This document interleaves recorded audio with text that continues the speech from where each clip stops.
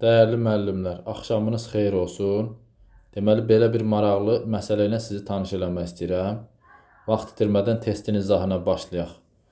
Deməli, kütlələri 4 kiloqram və 6 kiloqram olan X və Y cisimləri.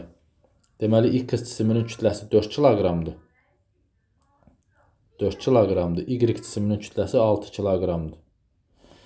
Və burada cisimlər arasında sürtünmə, bir dənə cisimlər arasındakı sürtünmə var. Bu da 0,1-dir. Və gərilmə qüvvəsinin istiqaməti bilirik ki, cisimdən kənara doğru çəkilir. Burada da cisimdən kənara doğru çəkilir.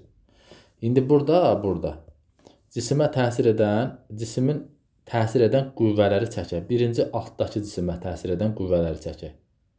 Deməli, bu Y cisimidir, kütləsi 6-dır. 6 kiloqram. Bunu deməli sağa dartır ip, sola dartır 30 Newton. Plus da bunun deməli üstündə sürtünmə var. Bax, burada sürtünmə var. Sürtünmə qüvvəsinin də istiqaməti bax, hərəkətin əksi istiqamətindədir. FC. Deməli, hərəkət 30 Newton qüvvənin istiqamətindədir. Deməli, təcil 30 Newton qüvvənin istiqamətində yönələcək. İndi bura Newtonun ikinci qanununu tətbiq eləyək.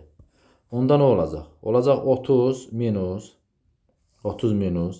Deməli, FC üstəgəl T bərabərdir. M-imiz 6-dır, vur A. İndi sürtünmə qüvvəsini də biz buradan asanlıqla tapa bilərik. Sürtünmə qüvvəsi N X J'dir. Çünki sürtünməni yaradan üstəki cisimdir. N 0,1-dir. X-in kütləsi 4-dür. J də 10-dur. Bu eləcək 4 Newton. Bunu buradan tapdıq. Yazıram burada 30 çıx 4 çıx T bərabər 6 dənə A. 30-dan 4 çıxanda qalır 26 minus T bərabər 6A. Bunu buradan tapdıq. Birinci deməli cisimin şərtindən. İndi ikinci cisimdə, birincini 1 yazıram 2. İkinci cisimdə indi qüvvə diaqramını çəkək. İkinci cisimin deməli MX-dir. Kütləsi bizə verib deməli 4 kiloqram.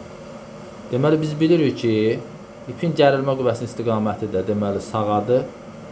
Əgər üstdəki cisim sola gedirsə, altdakı cisim hara gedəcək? Sağa. Baba sağa.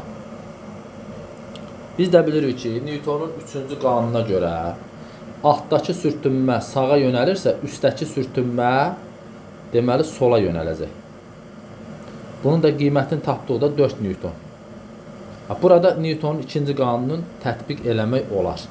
Yəni yazırıq T minus 4 bərabər M-imiz 4-dür, vur A. İndi bizə lazımdır deməli təcili tapmaq. Onda nə edirik? İstəsək aşağıdakında təcili tapıb, T-ni tapıb yuxarıda yerinə yazaq. Fərqi yoxdur. Bu 2 dənə bərabərliyi var. Bu.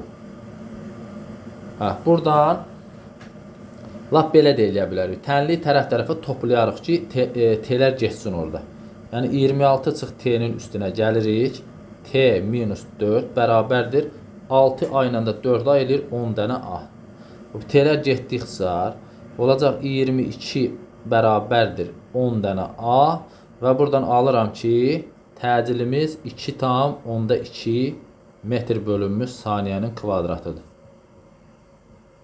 Diqqətinizə görə sağ olun, dəyərli müəllimlər və eyni zamanda nəzərinizə çatdırmaq istəyirəm ki, bizim dekabr deməli qruplarımız var, MİQ və sertifikasiya qrupları.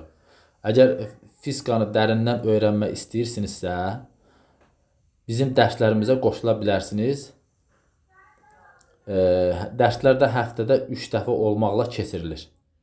Və hər deməli həftə sonu sınaq imtahanlar keçirilir. Sağ olun, sağlıqla qalın.